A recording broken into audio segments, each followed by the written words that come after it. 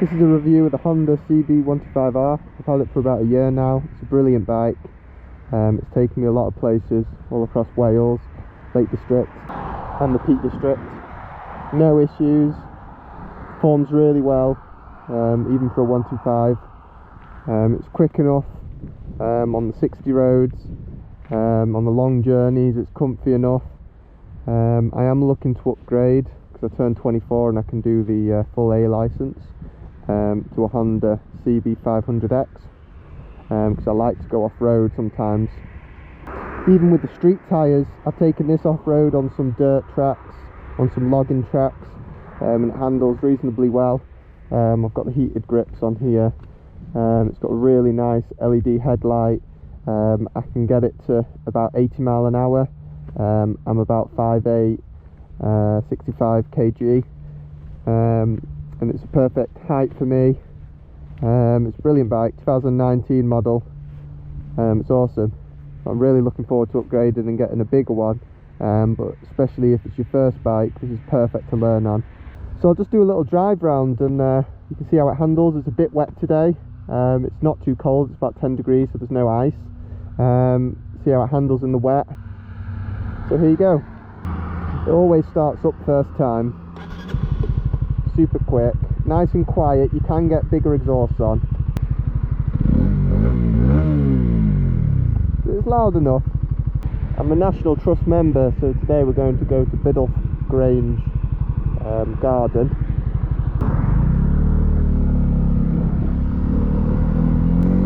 So, Honda CB125R, what do I think about the bike? Short answer, I think it's a great bike. I think it's fulfilled all the needs that I've thrown at it and that I require from it. As you can see in the video here, it's quickly approaching the speed limit. It's a 60 mile an hour road here, and it has no problem at around them speeds. Any speed from 0 to 50, it's almost like the king of the road. It'll keep up with the fast cars. You'll be weaving in and around traffic, you'll be able to overtake. When it gets around 60, you probably, depending on your weight, you probably have about another 20 mile an hour to play with on the flat, but getting to that top speed will take a while, so you're not going to be overtaking vehicles at that point. But in slower moving traffic and on 30 mile an hour roads, you can get ahead of any car you want to, and you've got plenty of speed to play with. But that is the limitation of the 125 engine. You just don't have the top end acceleration. But on a long enough straight, you will get to around 80, depending on your weight. On the slight downhill, you can get around 85 mile an hour, maybe slightly even more. But you are starting to get into the red line on the engine, so you don't want to be pushing it for a long period of time at that speed anyway. So even if I'm downhill, I will let off and allow the engine to sort of ease off on the revs, because I don't want to damage the engine. So you want to be thinking about what you're going to use the bike for. If you can only ride 125s, you've got less options and you sort of get what you get. If you've got an unrestricted license and you're choosing to downgrade to a 125 because you want it to serve a different purpose, then this bike could be the perfect bike for you. If you're using it for commuting, shorter journeys, you'll get great fuel consumption. It's really comfortable, nice and easy to ride. The gears are nice and smooth. It's a real joy to ride, and I think it'll really brighten your day if you're using it to commute. Saying that, if it's your only option and you want to take it on the longer trips, I've taken it on a few 100-mile journeys.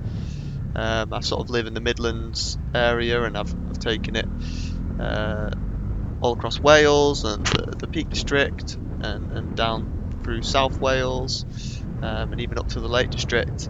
And it's great, it's good fun. It can cruise along at the high speeds. There's a little bit of vibration in the handlebars and pegs when you're pushing the 70 mile an hour mark. It's not really designed to be a cruiser, but it will go, and it will go on the off-road tracks if you're not afraid to maybe drop it once in a while. But it's an absolute great bike, and I can't recommend it enough. I got mine for around £3,500, 2019 model with 500 miles. That was off a private seller, so there is a risk between buying private and going to a dealership.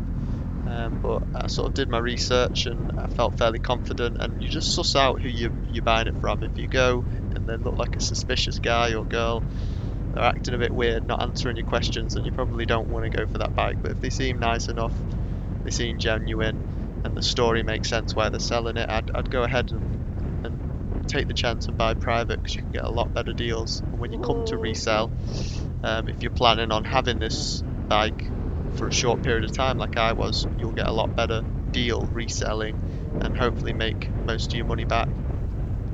That's all I really have to say. If you've got any more questions about my bike and my experience with it, just let me know down in the comments and I'll answer them all. If you're thinking about getting your first bike and you're not sure whether to go for it or not, just get one. Even if you don't get this one, just get a bike. There's nothing more fun than having that urge to go out and explore, and you can just hop on your bike and go. It turns commuting into a pleasure and every experience on the road enjoyable, so just do it.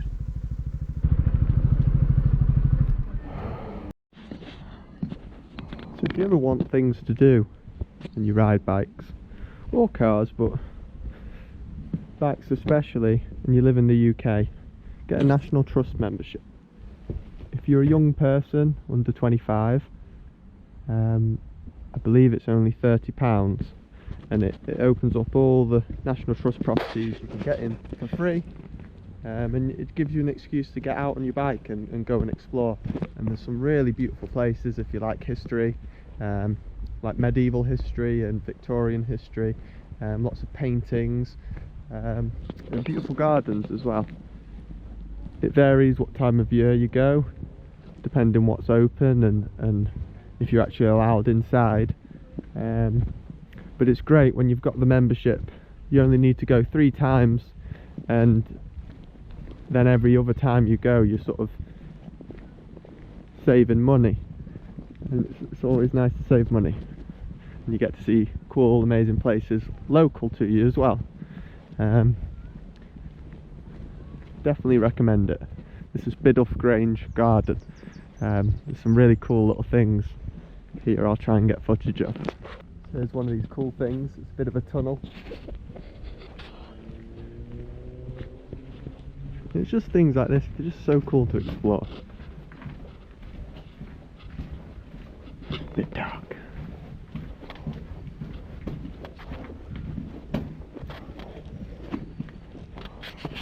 Especially if you come at weird times, you know, you spontaneously just want to come out and explore. You get that urge to go out on your bike, you don't really know what to do. It's great for things like that, and there tends to be no one here, so you get to go around at your own pace, and just explore. And there's no need to stay for a long period of time because you've already got that membership, so it's free to get in. Really old trees here. That's another reason why I like the National Trust places. They tend to be on estates. And the UK doesn't really typically have any trees over, mature trees over about 30 metres, so anything above 30 is a big tree in the UK. And some real nice monkey puzzles down here as well. I will go over what gear I've got on maybe in a later video. It's just Rika jacket and trousers, and then I've got some RST Evo boots. They're actually the cropped ones, so they're not the full length, they're like the half boot size, and they're really quite nice. There's not much ankle support, but it means I can walk and do trips like this. They are more for like sports bikes, so they've got quite a smooth sole, so I imagine that they will wear down quite quickly if I do walk a lot of miles off the bike. It's another monkey puzzle, beautiful tree. Approaching this little cottage, 1856. I always think it's got like a Hansel and Gretel sort of vibe, you know, like a weird cabin in the woods. It would be my absolute dream house.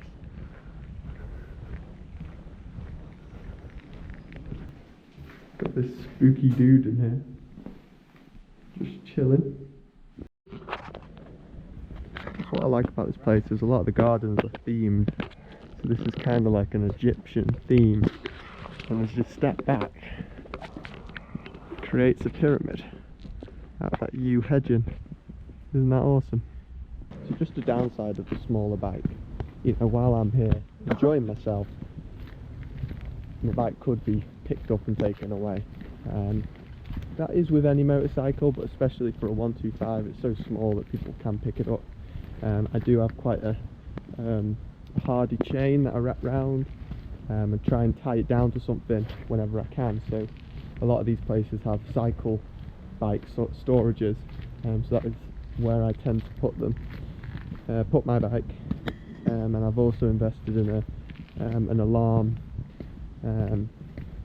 disc brake lock that goes on the front, and if it detects motion it does trip the alarm and it's quite loud, so we'll see.